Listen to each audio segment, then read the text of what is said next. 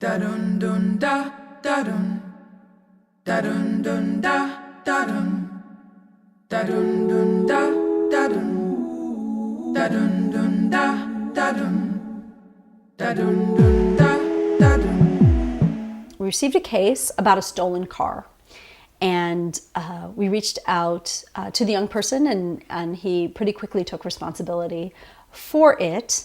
And was very open to meeting with his victim and making it right, and explained that he was really poor, but he was willing to get a job and try to figure out, how to do right by the victim.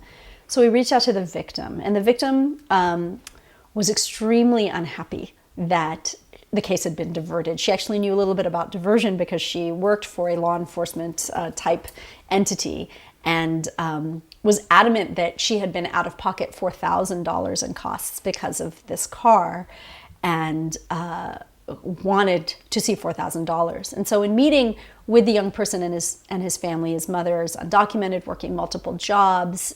They were living in the most in the kinds of poverty that we just shouldn't have in the United States, with so many other people's children living with them just to have a place to eat. And I knew that this mother and this young man were not coming up with $4,000. And so the person I was training at the time asked me, so are we going to send the case back? Because there's no way this woman's getting what she wants. So I go back to her and I say, would you have any interest in doing this even if $4,000 might not be the outcome? Is there some other reason to do this? And she'd brought a friend with her that day, and he said, I would really love for you to move forward. And she said, I would just want to meet with this kid and tell him that what he did wasn't okay. And her friend said, I really like to meet with this young man too. And so on the day of the conference, it was very powerful. Her supporter, the person who had come with her, at one point, as the youth who'd stolen the car couldn't remember what color the car was, and it became evident that he'd stolen many cars, and the victim is getting angrier and angrier, and you're never going to learn your lesson. And at this point, her friend leans in and he says, I know you. And my heart stopped, because I was like, oh, we usually research these things better, and I had no idea there was a pre-existing relationship between these two parties. And he says, I know you because I used to be you. And he proceeds to tell the most powerful story about how he himself got caught up in stealing cars, and it derailed his life, and how he got his life back on track.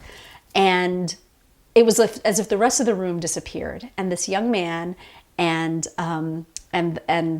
this man who turned his life around engaged in a dialogue about how does one turn one's life around. And he says, you have to stop hanging out with your homies in the way that you used to, but don't cut them out of your heart. Just don't include them in every aspect of your life. So you show up for the baptism, but you don't stay for the after party, right? And you always say, I got to get to work, and they respect that. So what makes you happy? What do you believe in, about yourself? Or what are you good at? And the kid puffs up and he says, I'm a really good artist. And his mother starts laughing. And she says, you can't pay this woman back $4,000 with your art. And just then the victim jumps in and she says, oh, yes, he can. Yes, he can, actually. She was so moved by this dialogue, right, that she says, if he paints me a Tinkerbell as tall as I am, it's like she's about 5 feet tall, as tall as I am, I'll forgive all the debt. And we're all looking at each other like, a Tinkerbell? I'm sorry, did she say Tinkerbell? So I start taking notes, and she's describing the exact Tinkerbell and what color the Tinkerbell needed to be. And it had to be an old school one without too much cleavage, so she's very particular about the Tinkerbell. And the kid is really excited, but he's also like, I don't know how I would canvas and what she's describing. And I'm like, we'll find you a community artist person who will help you with this. And so I was thinking of my friend Evan, who I knew would definitely be interested in doing this. And so ultimately the young man does paint this. He just, within a few weeks, he got a job, he raised enough money for all the art supplies. He wanted to do it himself.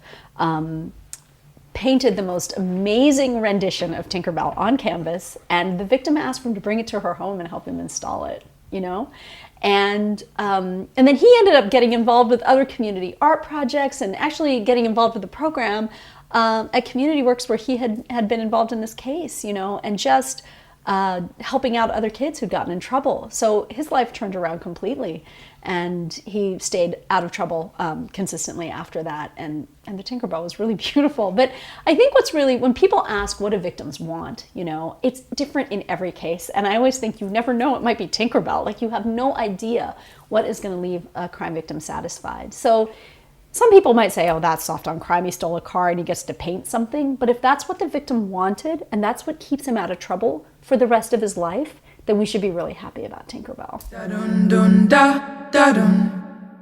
Da-dun-dun-da, da-dun.